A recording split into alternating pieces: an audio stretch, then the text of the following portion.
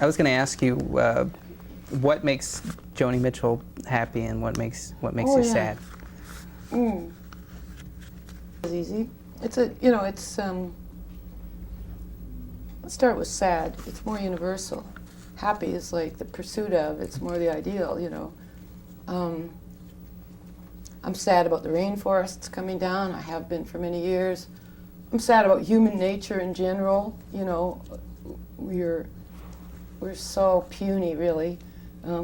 Our greatest accomplishments backfire 10 years later, it seems. You know, every miracle has about, like DDT was a miracle, the car was a miracle, plastics were a miracle, although any hippie knew, you know, hippies were real anti-plastic, and now you can see with good reason why. Plastics ate the sky.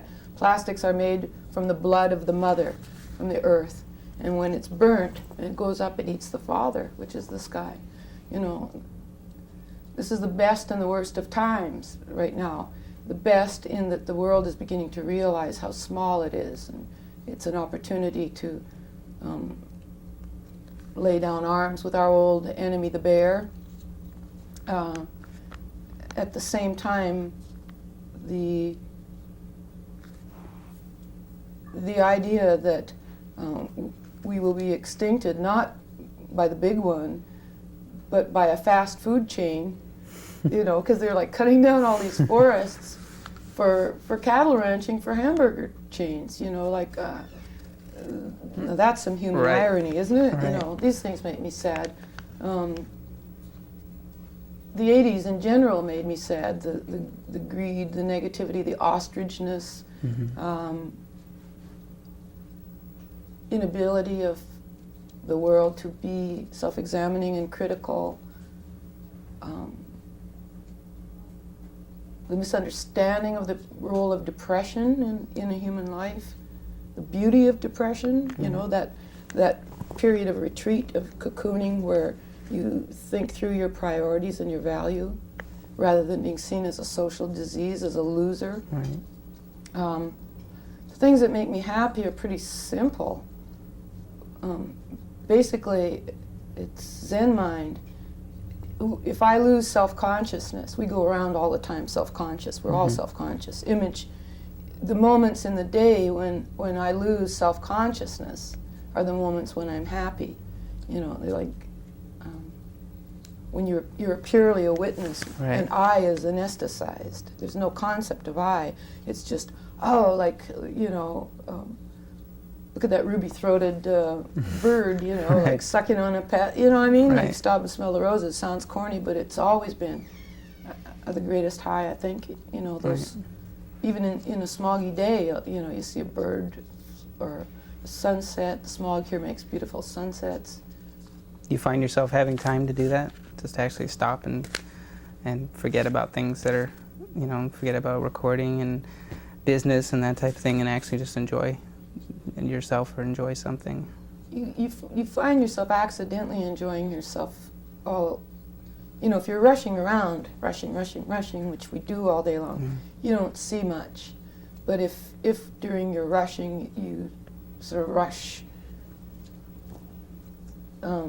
less neurotically, you know, at a stop sign on your way rushing from point A to point B, something could come in. You know, you have an exchange, instead of flipping the bird at somebody in the car next to you, you know, like you have some kind of pleasant exchange. That'll carry you for a couple hours, you know. So basically human kindness is the thing that impresses me the most these days. You see so very little of it. It's always a welcome surprise. It was out of vogue in the 80s. You know, I don't mean smile button mentality either, you know what I mean? Little things. I like my cat. My cat cracks me up. I love that cat. The furry snake. You're a famous cat now. She's a famous cat. Yeah. She'll take over for Morris. Well, thank you very much for your spending time with us today. My pleasure. Thanks. We won't even use the audio of it, just the video. Sing blah, blah, blah, blah. Blah, blah, blah, blah. Rhubarb. Rhubarb. Or courtroom talk, you know. whenever the verdict comes in, the murmur. So the records? Yeah. I got that. You did? Yeah. Do we have that brochure of your paintings here? Mm. Glow? Yeah. We should get still. You know the You're talking about making that. this thing. Oh, this was the weirdest painting. This thing painted me. We were making the Dog Eat Dog album, and this was to be the cover. But the company said it was too artsy. Hey, we know you're artsy. Put your kisser on the cover. So anyway, I would come home after a 12-hour day in the studio, and it was sitting in the living room. And if I looked at it, I had to go up the stairs to bed after 12 hours work on the music. Sometimes you'd be kind of flattened. If I glanced at it at the foot of the stairs, the thing would make me work. And I'd work a lot of it's hallucinatory, like on a lot of seeing the dogs in the paint, because it begins with an abstract process. It comes from fatigue. Mm-hmm. You begin to see things. Right. So I began to see a lot of vicious dogs from fatigue. There was one up here. It looked so much like Richard Nixon for a while. This guy, he's got like, there's a self-portrait in it. There's a cheekbone and teeth, nostrils. Mm. There's God Dog over here. He's got sailboats for teeth. He looks pretty bored. Actually, God Dog. And there's Jesus Dog here too, the crucified one. Right in here. He's the long-suffering one. And then you have all the races pushing against each other in here. Mm. Pink man, yellow man, green man, black man, white man. Oh, nose to nose. Where is that, the portrait? Do you have it, or is it in a gallery? This one's in Dog Eat Japan. Dog. It's in Japan? Yeah, this one's sold, so it remains over there. And this is kind of a noble dog, a statesman kind of dog, isn't he, this one? Yeah. He's very noble, like a wolf. I love wolves. I like that one. Do you ever meet any wolves?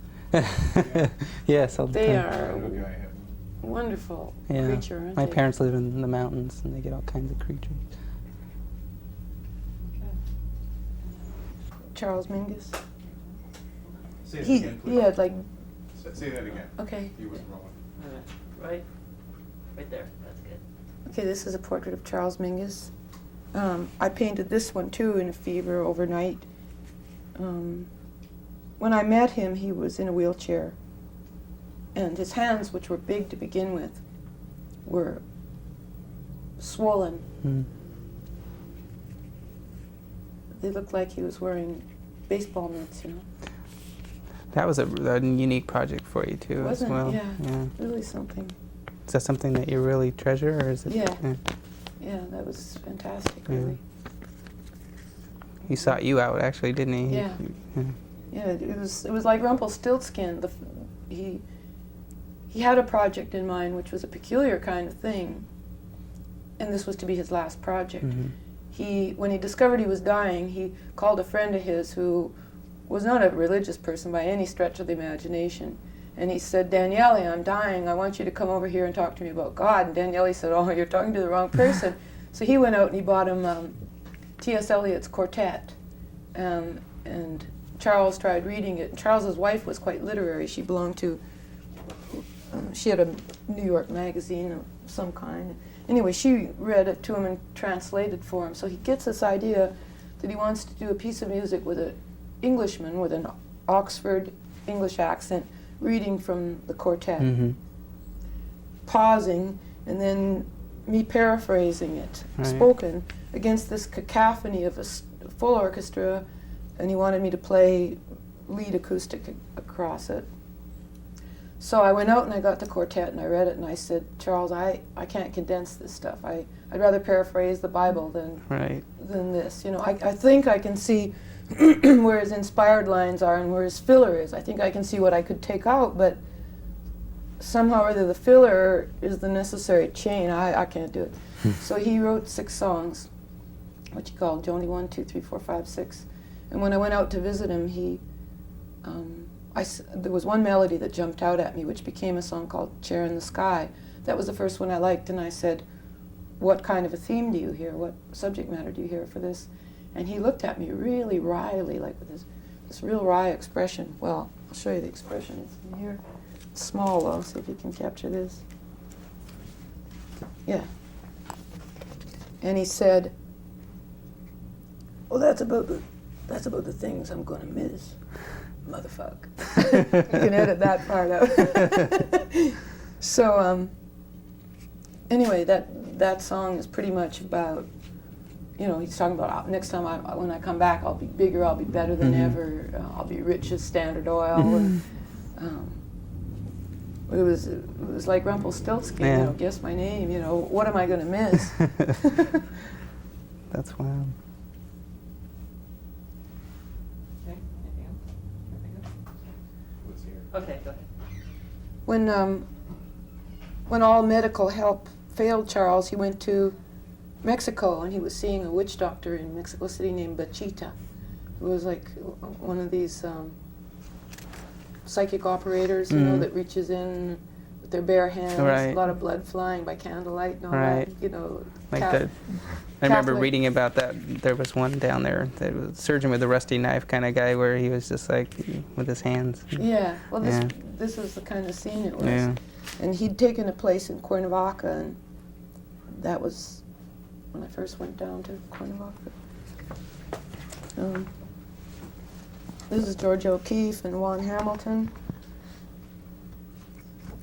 and an old Bowery bum panhandler in the Bowery. Got these? This is an LA nightscape. It's full of friends of mine. Jaco Pastorius. Vegetable Woman. I guess Vegetable Woman is sort of a self-portrait there. Turning into foliage in war paint. Do you work in any other mediums? How do you mean? Well, I Other mean, than like silk screening? oh, the graphics? No, Yeah. I don't too much. I draw, and they would translate really well into etching kind of things. But no, mostly I've been messing around with paint. This is called Still Life with Commotion. It's a portrait of my husband in Yeah. Dalhousie Castle in Scotland. That's wild. This is see all of that line on there? That's silver pins. Mm-hmm. There's a lot of reflective surface here. It changes in the light. Mm-hmm. This doggy dog, we saw that. That one's not finished really. Oh, this is called Marriage of Church and State. Yeah. I crucified two canvases together for Easter, and all of the little dots up in the upper here are the presidents up to Nixon. You can't really see it, but there's the assassinated presidents, and Nixon is kind of the black cloud in the middle of the stars there.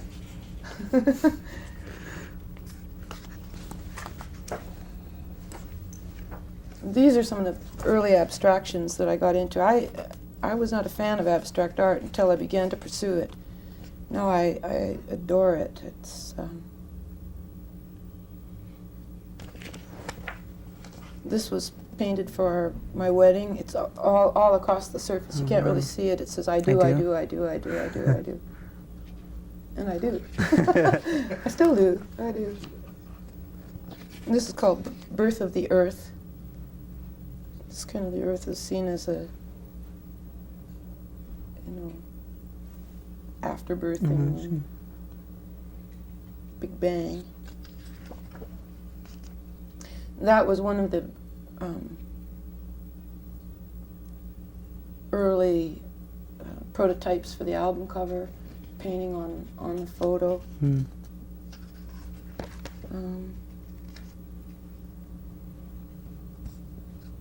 Just like kind of our courtship painting, Klein and I. I painted that of us while we were separated from a photo by a machine, you know, those little black and white. That's why you have to squeeze your heads Oh, together. wow. They're great. That was the Wild Things cover. That one I'm going to scribble and roll all over like the Still Life with Commotion one.